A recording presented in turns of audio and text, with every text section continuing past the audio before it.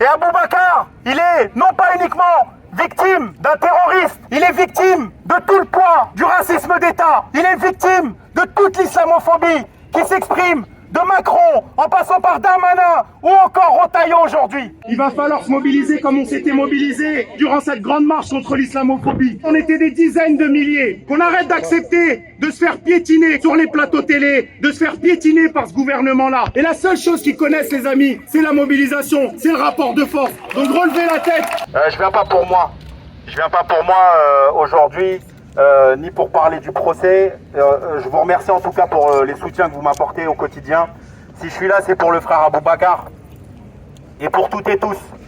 Parce qu'en réalité, Aboubacar, il est mort pour des raisons que nous, on connaît depuis le départ. Parce que ça fait des mois et des années que chaque jour, nous sommes criminalisés au quotidien. Quotidiennement, nous servons de prétexte aux racistes, à l'extrême droite, au gouvernement, d'être ciblés, d'être insultés.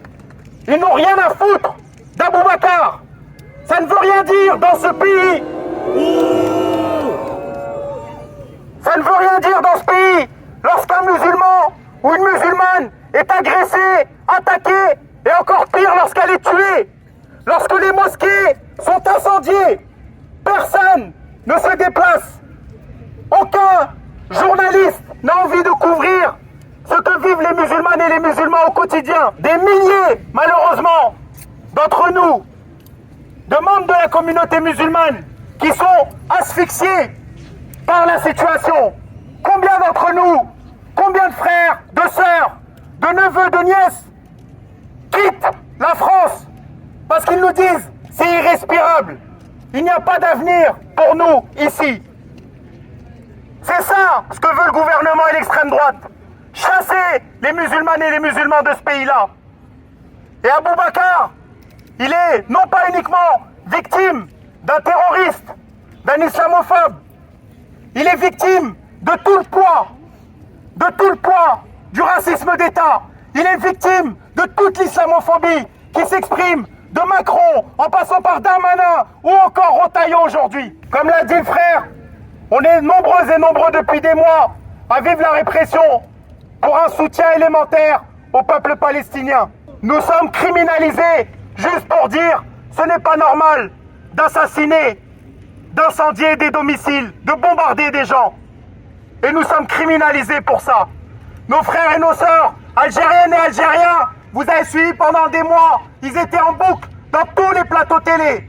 C'était la chasse aux Algériennes et aux Algériens. C'était la chasse de Retailleau. Et c'est tout ça dans laquelle la mort de Aboubacar s'inscrit. Et je le dis et je le répète les amis, il va falloir qu'on se mobilise. C'est une chose importante d'être là aujourd'hui et il va falloir commencer à arrêter de fermer nos gueules, à arrêter de baisser la tête. Nous n'irons nulle part.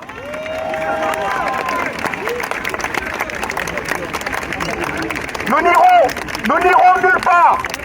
On continuera à s'exprimer contre l'islamophobie et on continuera à s'exprimer contre l'ensemble des barbaries que ce monde est en train d'essayer de nous offrir. Je termine les amis, mais pour dire, il va falloir se mobiliser comme on s'était mobilisé il y a quelques années en arrière, souvenez-vous, durant cette grande marche contre l'islamophobie.